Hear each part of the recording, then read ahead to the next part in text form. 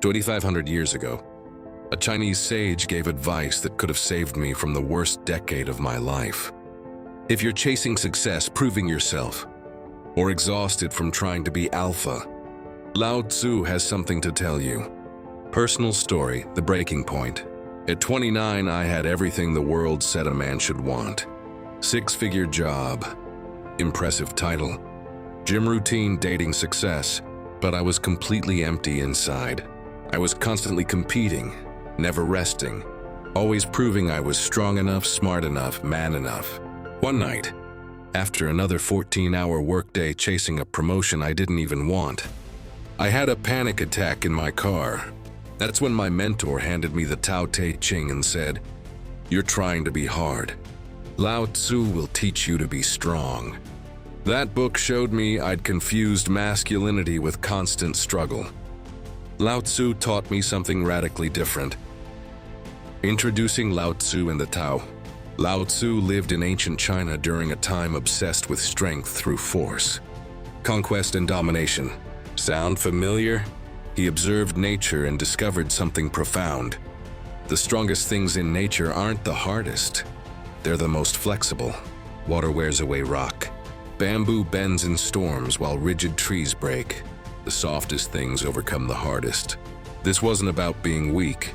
It was about understanding real strength. And his wisdom is exactly what modern men need to hear. Wisdom 1, strength through stillness. Real power comes from stillness, not constant action.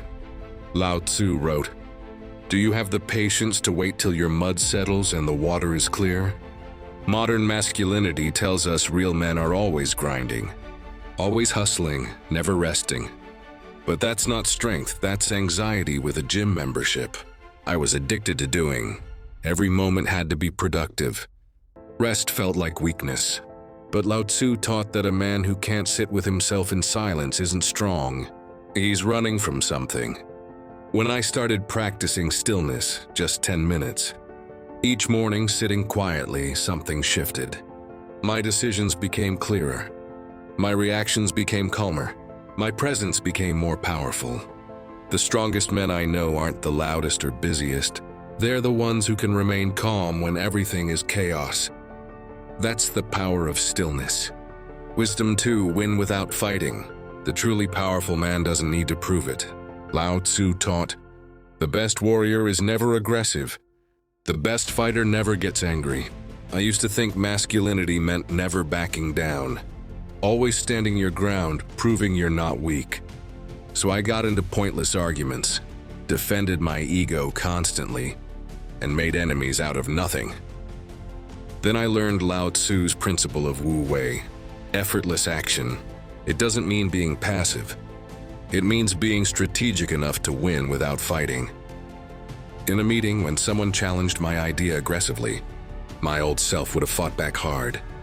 My Taoist self? I said, that's an interesting perspective, and let them talk themselves. Into a corner while I stayed calm. He won the argument loudly. I won the room quietly. That's the difference between force and power. Wisdom 3, embrace your softness. And this is the hardest for most men. Your softness is not weakness. Lao Tzu wrote, the hard and stiff will be broken. The soft and supple will prevail. We've been taught that real men don't cry, don't feel, don't show vulnerability, so we become emotional robots thinking that makes us strong. It doesn't. It makes us brittle. I lost a relationship I cared about because I couldn't say I'm scared or I need help or I don't know what I'm doing.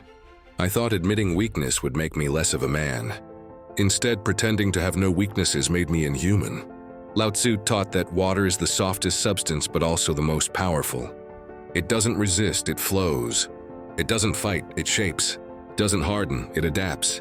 When I started letting myself feel and express emotions, not in weak, victim ways, but in authentic, grounded ways, my relationships deepened. My mental health improved. Paradoxically, I became more attractive, not less. Wisdom 4, lead by being, not forcing. Fourth, true leaders inspire through presence, not pressure. Lao Tzu said, when the master governs, the people are hardly aware that he exists. I used to think leadership meant being the loudest voice, making all the decisions and controlling everything. That's not leadership. That's insecurity with authority. The Taoist approach: lead by example. Be so grounded in your values that others naturally follow. Don't force people to respect you. Become worthy of it. In my team at work, I stopped micromanaging and started trusting. I stopped demanding respect and started deserving it through consistency and competence. My team became more productive and I became less stressed. The masculine paradox. Here's what Lao Tzu understood that modern masculinity culture doesn't. True strength is found in paradoxes. Be strong enough to be gentle. Be confident enough to be humble. Be powerful enough to be vulnerable. Be masculine enough to embrace your feminine. The man who can only be hard isn't strong. He's scared. The man who can be both fierce and gentle, ambitious and content, powerful and peaceful. That's the Taoist man. That's real masculinity. So here's my question. Which Taoist wisdom do you need most right now? The stillness to stop running? The strategy to stop fighting? The courage to be soft? The presence to lead naturally? Comment below with which one resonates. I respond to every comment with specific guidance. And if this ancient wisdom shifted how you see strength, hit that like button and subscribe for more. Philosophy that actually changes how you live. Lao Tzu's final lesson: knowing others is intelligence. Knowing yourself is true wisdom. Mastering others is strength.